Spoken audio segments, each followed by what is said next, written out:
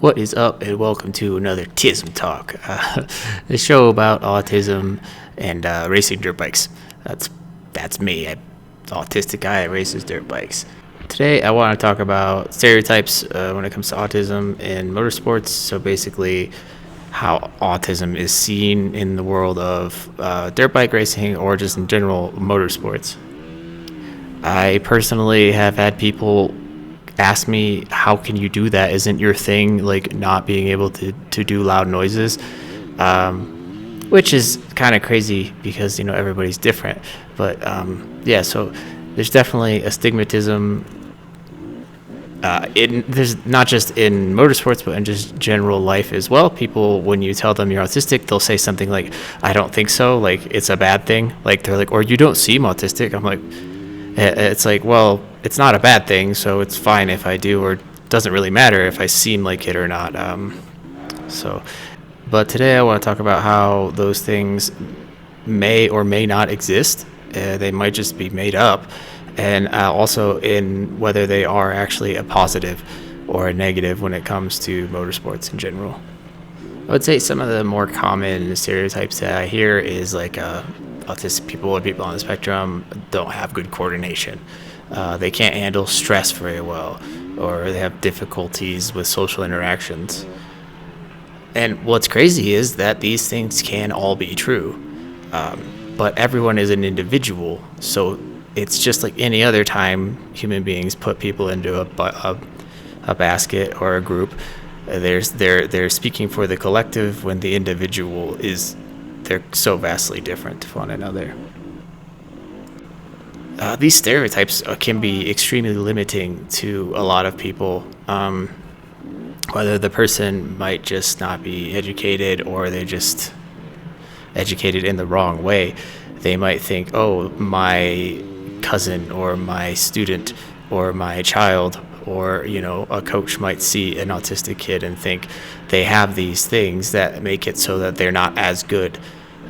Football comes to mind. Like a football coach might see an autistic kid and say, oh, well, they can't do this sport because of all these X, Y, and Z, but they might be a super dedicated athlete and they might miss out on a really seriously good quarterback or whatever the case may be, all because of a stereotype. The same thing happens in racing constantly. So people are going to see that and they're going to think, oh, well, if they can't handle loud noises, how are they going to handle the sound of an engine? It's like they're completely different things. Let people decide on their own what they're good or bad at. And most importantly, no one is born good at dirt bike riding.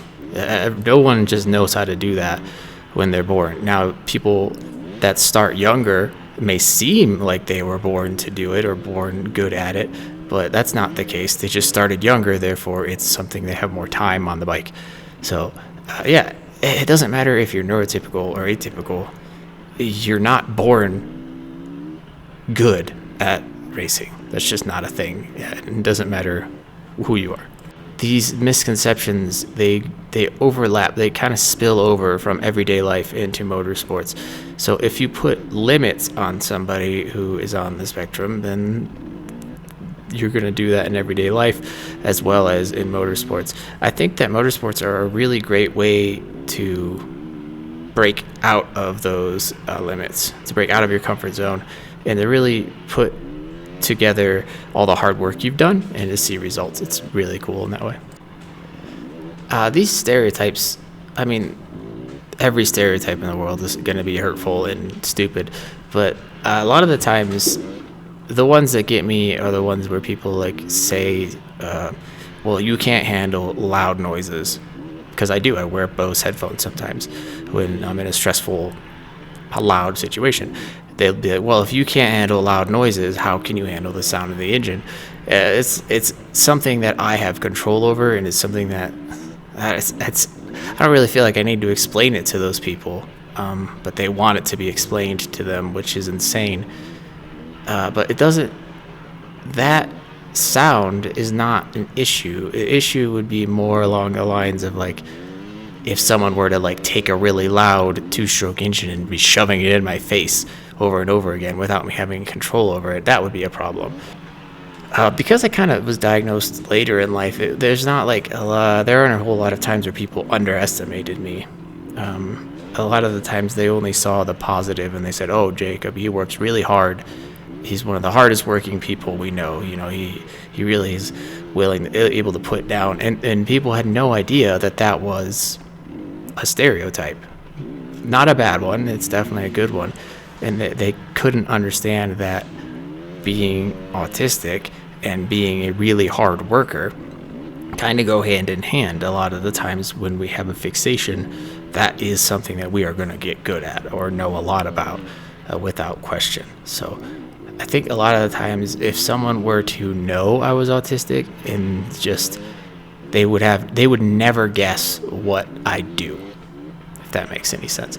Talking to me, if I don't talk about dirt bikes, which I'm probably going to, if you talk to me, you would probably never assume that I do something along those lines, because I am quiet, like extremely quiet. I am awkward. I don't look people in the eyes. A lot of these things are stereotypical weak person traits. But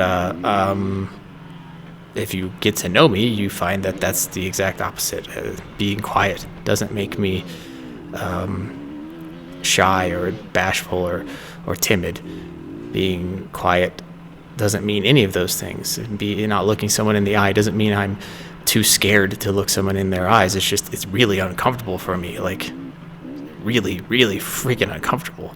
So I just don't do it. And if I'm looking you in the eyes, it's awkward, and I don't know why people want to do that, but they do. So one of the things that I think that a lot of people call the superpower, autism is my superpower, which I don't personally like, but I'm not going to bash it. I just think that what they're referring to is that our hyperfixations are things that we are very good at. It does kind of indicate that there is no negative, and that's the part that I don't like, because some days I am really fine. I wake up, I don't feel like I should be, like, I don't feel autistic. It's a weird thing to say, I know, but it's what it is. But some days I wake up and I do. I wake up and I'm like, oh, today is a headphone day. So, but those days that I am able to really hunker down and focus on something that I can just learn, I can absorb, I can really put in the time to do that, to learn a new technique, to research a new editing style. These things definitely give me an advantage on race day, because I put in hours. I put in over 200 hours a year on my dirt bike, and the average person puts in 35. So my obsession definitely on the track gives me an advantage. And then my other fixation, which is computer technology, I love storytelling, probably because I'm not particularly good at it in person. I'm fascinated by it, so that gives me an advantage on, just here where you're interacting with me on the internet. So it's definitely not like a bad thing. There's pros and cons. So yeah. Breaking the mold, it says. I have a little script because I have a tendency to go off and just talk about things that are completely unnecessary. So this part of the script is called Breaking the Mold. I don't know what I was thinking when I wrote that. Highlight the skills and qualities that make you a strong competitor, such as focus, determination, and a unique approach to problem solving. That's actually a really... we've already talked about the focus and hyperfixation, determination, kind of in the same thing, but the unique approach to problem solving is a rare thing that I find myself in a rare area there, because most people, when they come across traffic or they come across a bottleneck on the racetrack where everyone's kind of getting stuck, I really have a love of doing the difficult thing. So for me, those are not necessarily difficult sections. Most people love going fast. Most people love jumps. Most people love motocross style riding, and I love trial style riding. And I think that's because for me, it's like a little puzzle that I get to solve. So for example, in my race in Michigan, there was a serious bottleneck on a uphill. And to me, it was a relatively small uphill. There were some loose rocks mixed in with some sand, but nothing particularly difficult because of my obsession with the technical bits. And it was wild to me how little control the other riders had compared to me, because I absolutely adore the technical stuff, so I seek it out in my daily practice. If I go to the motocross track, I'm practicing a specific technique. I'm not just trying there to go fast. So I think that problem solving, I go about doing those technically difficult sections with a completely different mindset to most people. Most people see them and they tighten up and they get scared. For me, I get excited to find a new way through, and it's definitely different. Share moments of achievement or breakthroughs that demonstrate your capabilities in racing, proving the stereotype wrong. There's so many. I think it's hard for me because I am who I am. I can't see myself from a different point of view. Can't see the world from any other way than I personally can see it.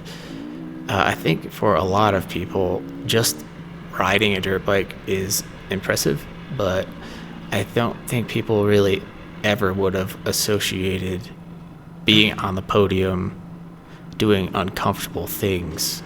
Because there are races that are like really hot. There are races that are very long. The schedules, especially here they're completely random. They say they're going to start at 9, they might start at 11. These are all things that I'm not supposed to be able to do. I'm supposed to be very rigid, and I'm not supposed to be able to handle high stress for long periods of time. But I think that because of that way that I solve problems, I have like this very single-minded focus, and it can last for days on end. Like a rally race one time was 8 hours long, and my wife was telling me that at the checkpoints, people were stopping and taking their helmets off and getting drinks and talking. And mandatory time was to stop and wait for 5 minutes at the checkpoint, just to check to see if you're good, and they wanted to make sure you weren't dehydrated. So I drank a bunch of water, kept my helmet on, talked to Sierra, and then the second they said 5 minutes are up, I was gone. And later that day, my wife told me I was only one of like 5 people that left as soon as they could. Most people stopped. So that single-minded focus really, it's a whole different way of doing it. So I do have a tendency to have good laps and bad laps in longer races. Like I'll get in my head and maybe I'll be a minute slower on a 20-minute lap. And that's frustrating, but for the most part, all day, I'm able to just be there for a single focus. I'm there to race. That's what I'm going to do. So race day comes, I'm not sitting there thinking about socializing. I'm not thinking about what I'm going to eat later that day. I'm thinking about racing. So I think really that single focus of mine makes it so all the other things are irrelevant. There are a handful of other racers. Austin he races, what are they called? Radicals. He races in the Radical Championship, and he's very, very successful as well. And that's a car racing. That's not dirt bike racing. And from what I've read, there's a NASCAR driver who is on the spectrum as well. So it's definitely not impossible. I think a lot of the times you can't lead an autistic person. You can't convince them to do something usually. So if our obsession or passion isn't motorsports, it's very unlikely that you're going to convince us to. And I think a normal child that just wants to do what their dad or mom or the person, their adult in their life does. They just want to. But it's not really the case for us. We kind of find our own paths. Why is it important for others on the spectrum to see representation in sports like dirt bike racing? Yeah, that's a good one. Because you just don't see it. And, you hear all these things, you're told all these things about what your limitations are, you're told what you should be able to do, what you can and can't do, you're told how to deal with certain things. eventually you start to believe those things, those limits, and you just don't even consider it as an option. And I don't think everyone should go out and race dirt bikes, but I do think that everyone should at least try riding them, because it's really great, and it's a physically fit. It keeps me physically fit, keeps me mentally it's social. It's got a lot of good things. So yeah, I think that not seeing people on the spectrum makes it so that younger people that are diagnosed, they might not even think about it as something they can do. They might see their friends watching Supercross or freestyle motocross and think, oh, cool, that's something I can't do because it's loud. Maybe they want to, or maybe they don't want to, but they shouldn't be told that they can't do it if they're interested. It should just be, oh, okay, well, yeah, let's try it.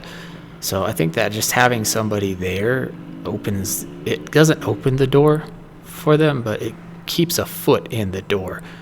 I'm trying to keep my foot in the door for any young person on the spectrum that might want to try this. Not saying that they have to, I'm not saying that it makes them good or bad. Just maybe they want to try it, and maybe someone will see that I am here doing it, and they'll say, oh, well, okay, it's possible. Not a big deal. Talk about how breaking these stereotypes not only impacts your life, but also inspires others to believe in their potential. That is a long sentence. So I don't know that I'm breaking stereotypes. I'm just being myself, and I think everyone else on the spectrum is just being themselves too.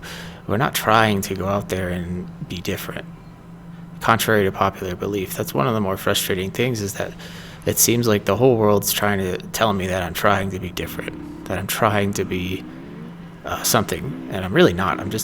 I wake up and I try to just get through the day just like everyone else. So I'm not trying to break any stereotypes or break the mold. I'm not doing that, and I don't know many autistic people that focus on that either. We're all just trying to do our best. But I think that because I might be different to what those stereotypes are, keep in mind I don't know what they are because I don't have them, because I'm not them, those people with them.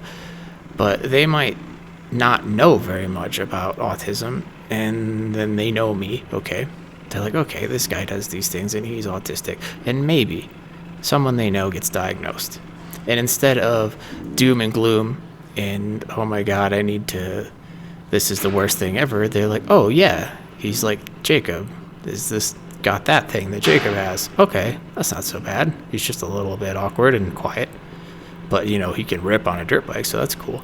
So I think that just being me and not trying to be anything different is a big deal for a lot of people. Mostly because I think of it that way, because I think they're going to get to know me first, and then maybe potentially they'll meet somebody else, or someone in their life will be diagnosed, and it won't be a big deal. Because to some people, that diagnosis is like really bad. When I first was diagnosed, it was back in the early 2000s, I thought it was bad, and everyone around me was like, no, that's not true, blah, blah, blah, blah. Well, it is true, and it always has been true, and it's not a bad thing. I just didn't know that. Share messages or feedback from your listeners or followers who have been inspired by my story. Honestly, I don't know of any. I'm sure there are a couple. My story isn't like this crazy inspirational thing. Maybe it is. If you feel like something that I do or something about me is interesting, and please let me know. I think a lot of the times people, it's mostly neurotypical people, are just interested in the way that I live, because I don't live in my mother country. I live outside of my mother country. That's interesting. And as an adult, I race dirt bikes. So that's interesting to most people as well. I think I just have a different life because I wasn't so rigid.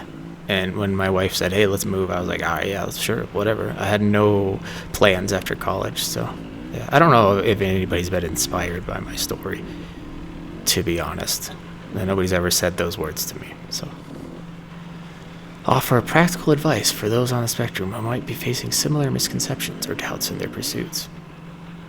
Yeah, this is an easy answer for me. It's so frustrating when you're put in a box. This is something everyone has to deal with, boxes. Try it. I remember when one of my first major obsessions that I can really remember was guitar. And we're in like a Walmart at the cash register, and I was like, "Hey, Mom, can I have a guitar?" Because it was right there. And my mom just said yes. It wasn't like, "No, you tried something last week and it didn't work." Because I already tried to play piano and it didn't set. I played a couple instruments, but the guitar was a real obsession. So I think that just try it attitude is like the most important thing you can do. There is a limit. Don't spend copious sums of money that you don't have to try new things. Always, when you go into a hobby, start with the cheapest thing you can find. Like if you're gonna try and play guitar, you buy the cheapest guitar at Walmart, or you go to the pawn shop and you get like the $30 guitar.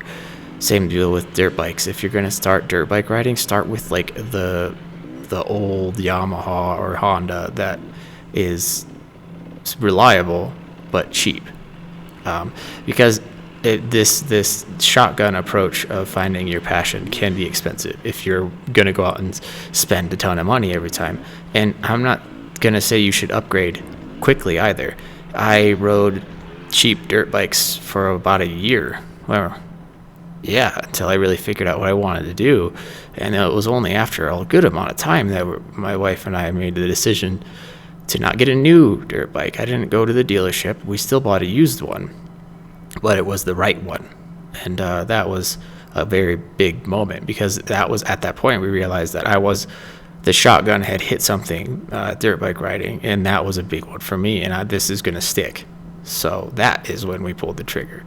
So I think for anyone who is being told to, that you can't do something, just try it. If you don't like it, you didn't spend any money, it's all good. If you want to try art, get a pencil and paper, try it. If you want to try music, try it. Go to a used shop and buy something or whatever place may be. Whatever you want to do, just give it a shot. Just don't try it super expensive. I think a lot of people on the spectrum get into that trap pretty quickly. Next. Encourage listeners to focus on their strengths and what makes them unique as athletes or individuals. I encourage you to focus on your strengths and what makes you unique as, I don't know why I wrote that. That was silly. So obviously you're going to focus on your strengths, but if you are weak in an area and you're passionate about it, you're going to train and you're going to practice enough. You won't be weak in that area for very long. Eventually it'll become a strength. That's just the way it is. Unless you have some sort of physical disability, even that you can overcome with just ingenuity. So I don't know. I don't really know why I wrote that down. Emphasize the importance of persistence and not letting others. I'm supposed to emphasize the importance of persistence. I think that's kind of a given to an autistic person. We are persistent as hell. But I'd say if you are passionate about it and it doesn't hurt you or harm others in a negative effect on anyone, yourself or others, and someone says don't do that, just keep doing it. But also look at the situation. Maybe you're neglecting someone that you shouldn't be, something like that. Maybe they're trying to say something in a nice way, but maybe you just like doing it. Maybe it's your thing, and it's just something you want to push and become better at. I get it. I don't know how much of this is just me not really understanding the question or knowing how to answer, but if any of these things that maybe I talked about or maybe I kind of should have talked about but didn't really know how to, kind of hits you in a weird way, just go ahead and leave a comment. If you could relate to any of this stuff, please let me know. It'd be interesting. I'm definitely interested to hear what other people, you don't have to be autistic, what other people have experienced in on these subjects and stuff like that. This is an open place to talk, and there's really no wrong answer to any of this stuff. So yeah, if you share your thoughts and your experiences, if you thought about something while watching or listening to this. I have a race coming up soon, so there's going to be a lot of video on that, so stay tuned for that. And then upcoming TISM talks, I really struggle to put these out, especially when they kind of like, I put them out there and they flop dead and they get like no views and no one comments. It's really not encouraging to do them again. Obviously I like riding dirt bikes, so obviously that's like my main thing, but I feel like this is an important type of thing. I feel like it's an important thing to do, and I'm going to keep trying to put them out. I don't know if I have a schedule for them quite yet, but I will try to put one out once a week. How's that sound? So I think this is, man, I'm almost 20. I think this is maybe number 18. And yeah, each one has a theme, and this one's theme was obviously stereotypes and stuff like that. So if you have an idea or a suggestion for the next theme, please let me know, because that's the hardest part about making these shows, is coming up with the idea behind them. Because I can just talk. It's not a big deal for me to talk. Anyways, thank you so much for hanging out with me today.